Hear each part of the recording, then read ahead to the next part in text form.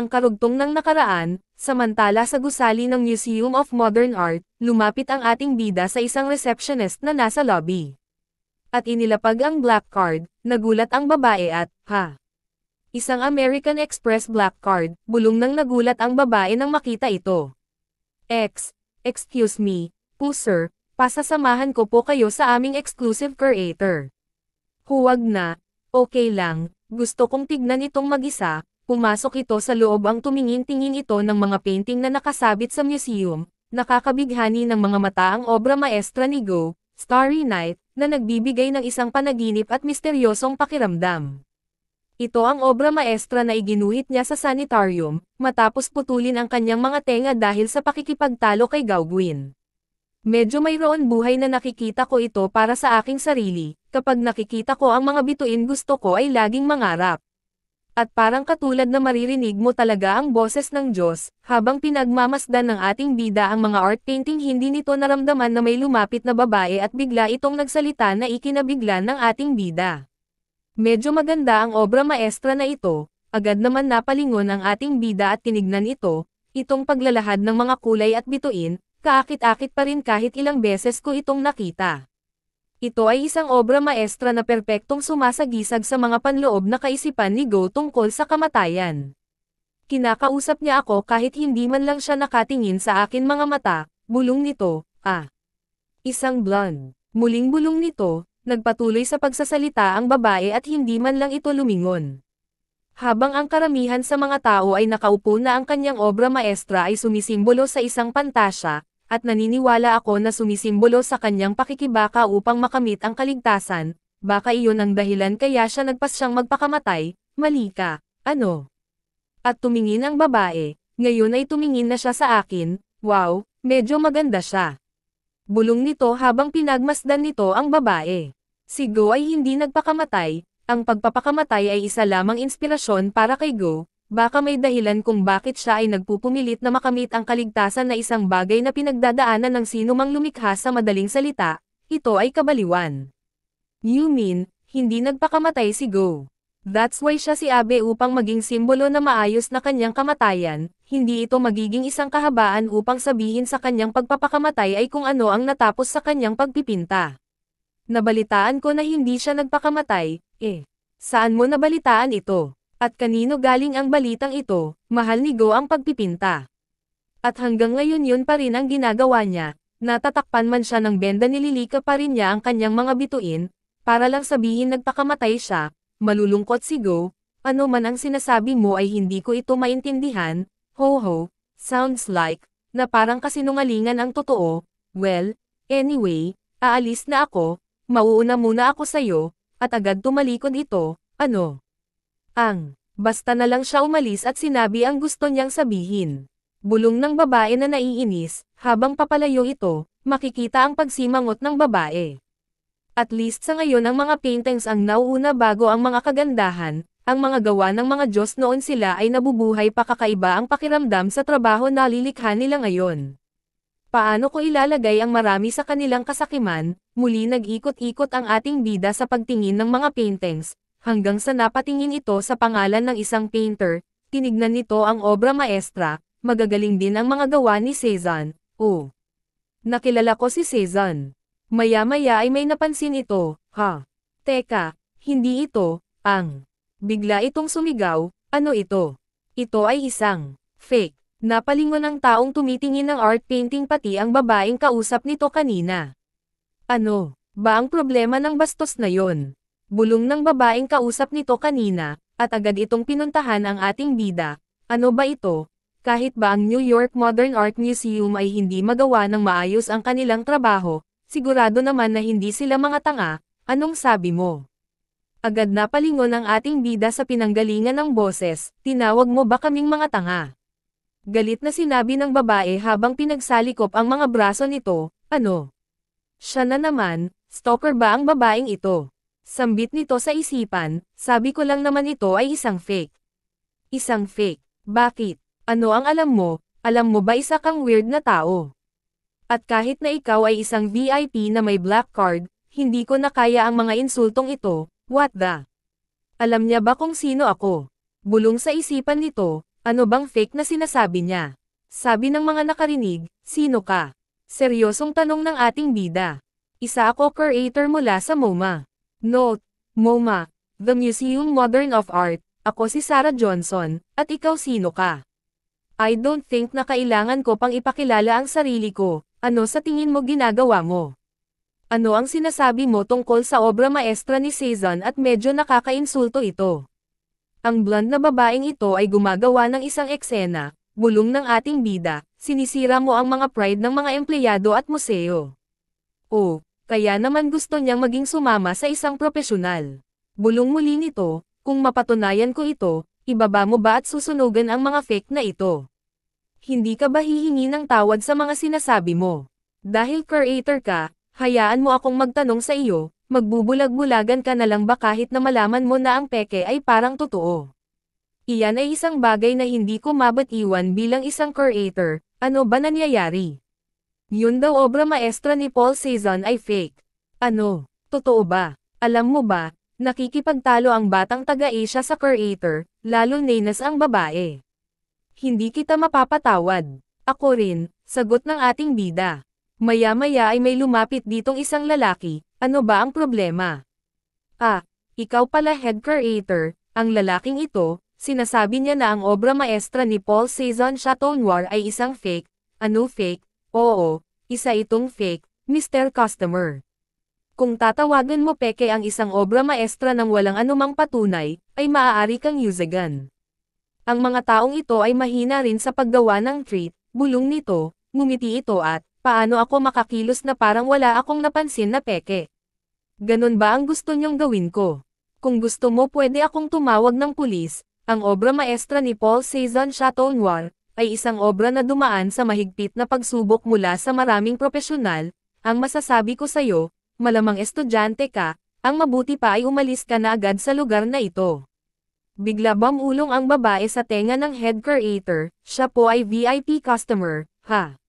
VIP. Mabuti pa ay hayaan mo akong ipaliwanag kung bakit peke ang obra maestrang ito.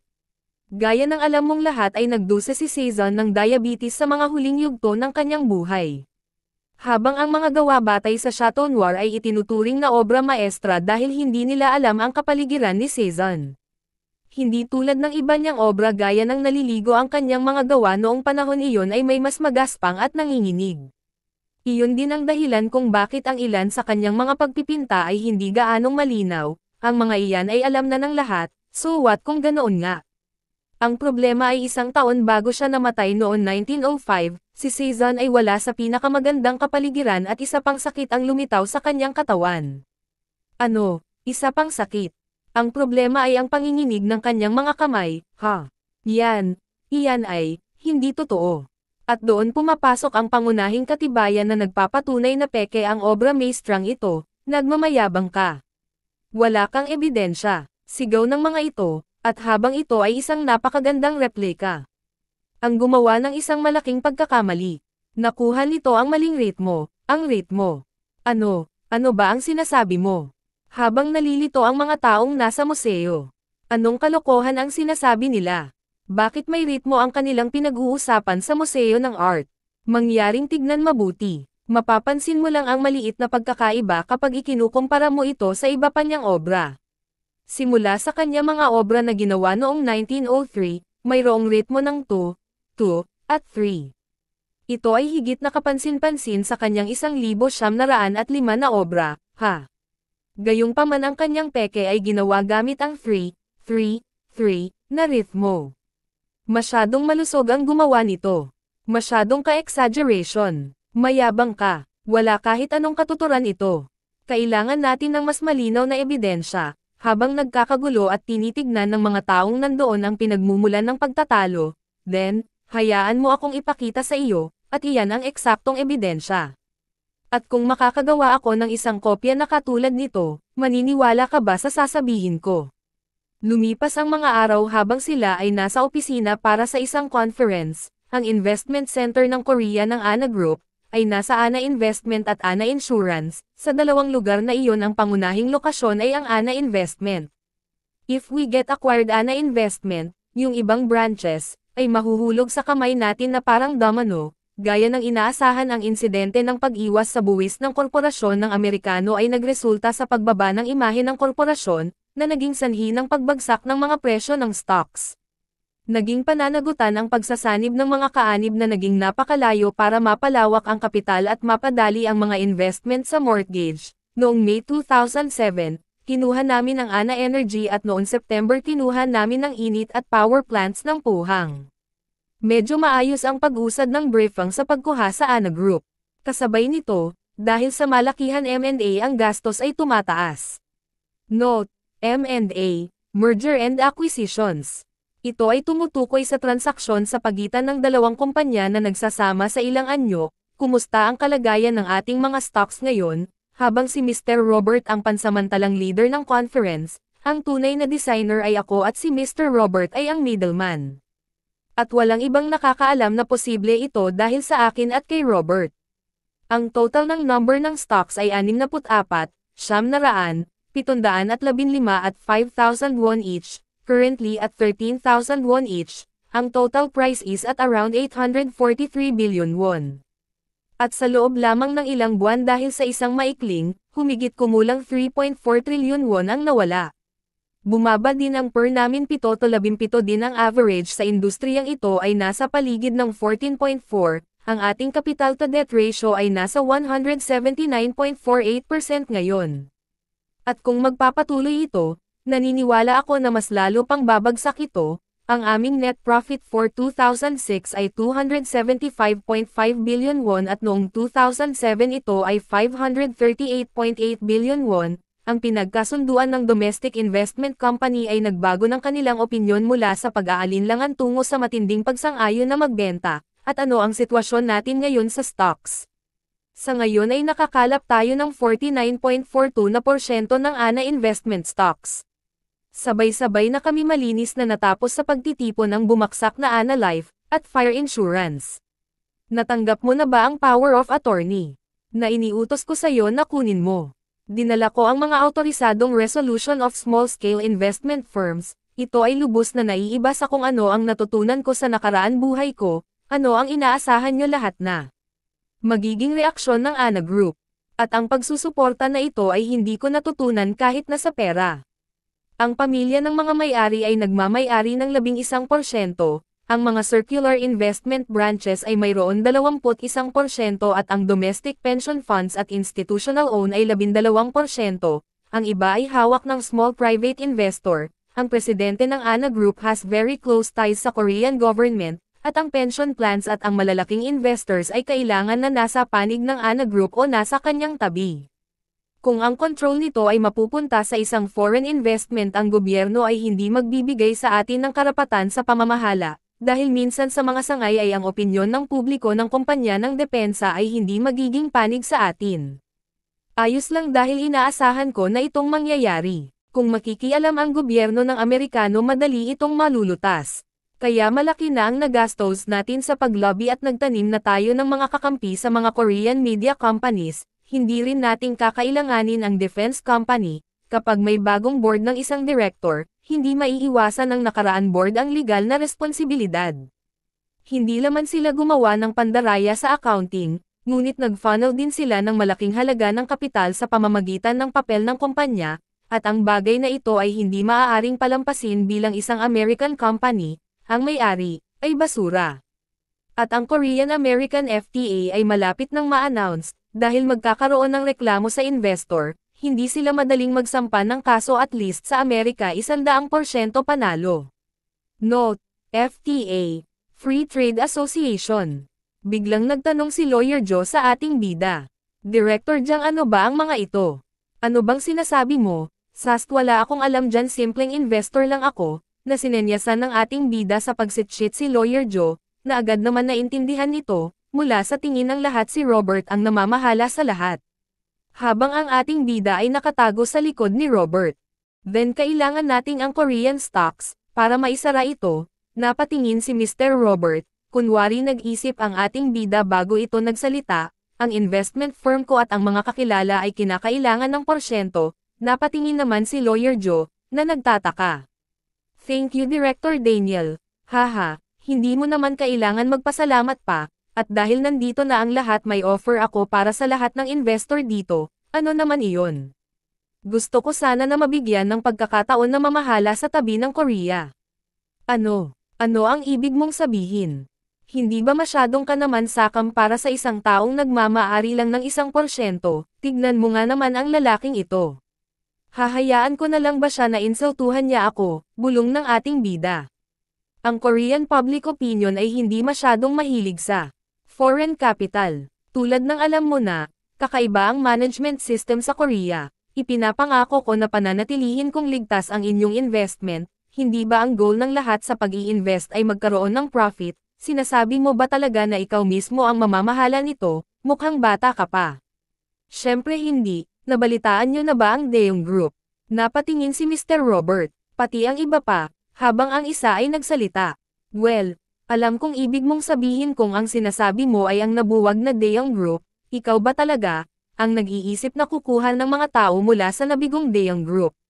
Muling lumipas ng ilang araw, sa isang gusali maririnig ang sigaw nito mula sa isang opisina. Paano ito? Wala na kaming stocks. Wala na pong mabiling stocks, baliw ka. Dahil po sa mga chismis tungkol sa isang foreign investment company, ay sabay-sabay po na tumaas ang presyo ng mga bumabagsak na stocks. Ano? Agad hinawakan ng lalaki ang mouse, tinignan nito ang stocks margins. Magkano na lang ang meron tayo? May natitira pa po tayong 2 billion. Itaas agad ito sa 3 billion, naintindihan ko po. Muli itong nagtipa sa keyboard na kailang ulit ito ng mabaigo ay bahagyang itinulak ito. Shit, hindi ako mamatay. Ako si Oh Seng-hik na hindi basta-basta susuko, hindi ako mamatay. Ang mga kumpanya po na pag-aari ng Dongryong CEO Ju ay nagmamay-ari ng 2% na Ana Group. Ano, CEO Ju, mga putang ina yan, gusto nyo po bang makilala ito? Sige. Mag-set ka ng appointment. Gigil na sabi ng lalaki, kontaking mo si Lee Eun-hang.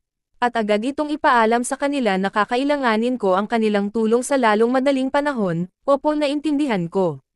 Samantala sa MoMA building, anong ibig mong sabihin na false ang obra? Wala rin naman katuturan yan, sabi ng lalaki. Tyler, tignan mo na natin ngayon ang gagawin niya. Sabi niya siya mismo ang magpapatunay, di ba? Isa siyang siraulong bastard. Ito ay isang obra na binili sa pamamagitan ng Sotheby's. Anong ibig niyan sabihin na peke? Ito ay isang insulto sa akin. Hindi kumibo ang head creator sa lalaking tinawag na Tyler at nangigigil ito sa inis. Ang mabuti pa, Tyler, maghintay muna tayo kung ano ang gagawin niya. Note: ang Sotheby's ay isang British-founded American multinational corporation na may headquarters sa New York City. Isa itong sa pinakamalaking broker sa mundo ng fine at decorative art, alahas at collectibles. Maya-maya ay napansin ng lalaki, nandito ka, habang naintindihan ko na maganda ang lagay mo sa mga araw na ito, hindi lang ang Sotheby's ang sinisiraan mo, rin ang AAA. Hindi ko hahayaan makaalis ang asyanong naunggoy na iyon. Note: ang AAA ay ang American Society of Appraisers. Si Mr. Daniel ay hindi isang ordinaryong tao na pwede mong kausapin ng ganyan. Maya-maya ay may damatin na babae dahil sa tunog ng takom ng sapatos. Everyone, lahat tayo ay bumaba na. Lumingon ang lalaki sa babaeng dumating, at agad itong nakilala at ngumiti ito at agad binati ang babae. Sarah, nandito ka na. Tumingin ang babae bago nagsalita. Sinabihan ako na tapos na ang kanyang ginawa. Agad naman bumaba ang mga ito, at nabigla ito sa nakita. Agad nagulat ang dalawang lalaki. Ano? Ito? Paano? Nangyari ito? Gulat ng babae, maging si Mr. Robert ay nabigla. Chate, Mr. Robert, ayos ka lang po ba? Chateau Noir. Bigkas ni Mr. Robert ng buong pangalan sa pagkabigla. My God, ito ay hindi pwede. Agad naman napansin at nakilala ni Mr. Robert ang ating bida habang ito ay nakatalikod. Boss, kayo ba yan? Bulong ni Mr. Robert, at parang narinig ito ay bahagya sumulyap ng patagilid kay Mr. Robert, at lalong napanganga ito, sino ka ba talaga? Bulong nito, please tignan nyo mabuti ito, sabi ng ating bida nang nakatalikod at patuloy tinatapos ang ginagawa. Ang pagpipinta ng Chateau Noir, na nilikha sa ibang araw kaysa sa kanyang mga gawain sa kuweba, ay may malinaw na pagguhit ng ritmo ng 2-2-3, napatingin naman ang tatlo na nagtataka pa rin.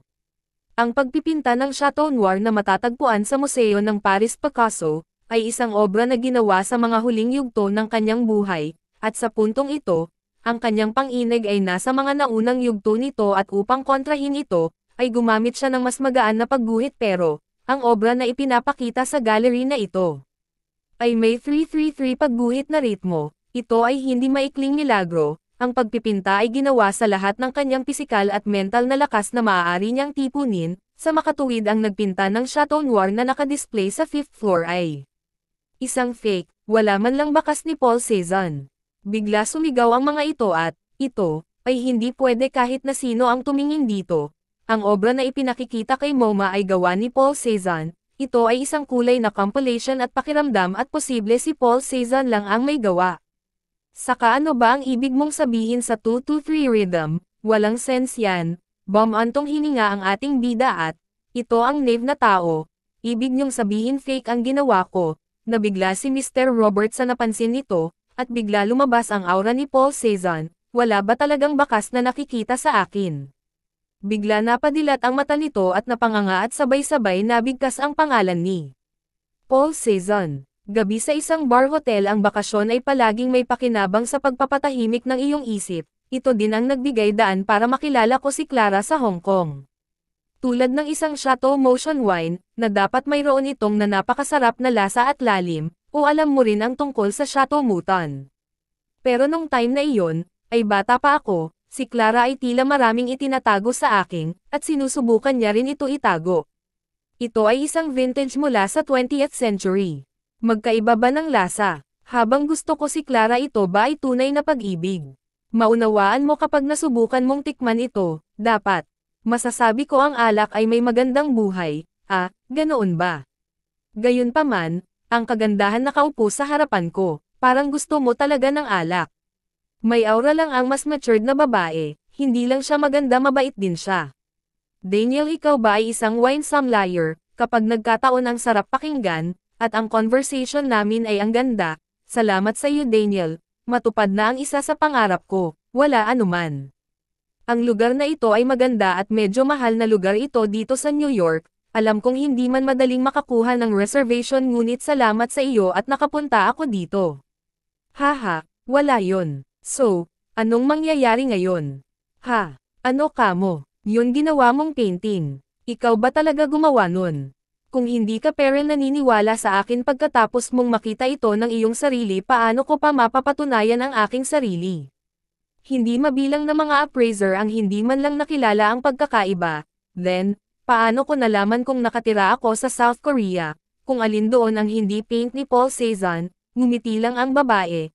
Tulad ng sinabi ko ay hindi contain ang kanyang kaluluwa, habang perpekto ang mga kulay at diskarte. Hindi na idagdag ng manloloko ang alinman sa mga panloob na damdamin. Ano ang pakiramdam? For example, Sarah Johnson, yes. Sagot ng babae, maya-maya ay napaisip ito at, please tawagin mo na lang akong Sarah. At ngumiti ito, kung ang iyong kaluluwa ay hindi marumi kahit sino ay maaaring makadama nito, walang pakiramdam. Amoy ng isang tao lang. At sinusubukan itong kumita. Then, sa painting na iginuhit mo, dinagdagan mo ba ang iyong pakiramdam?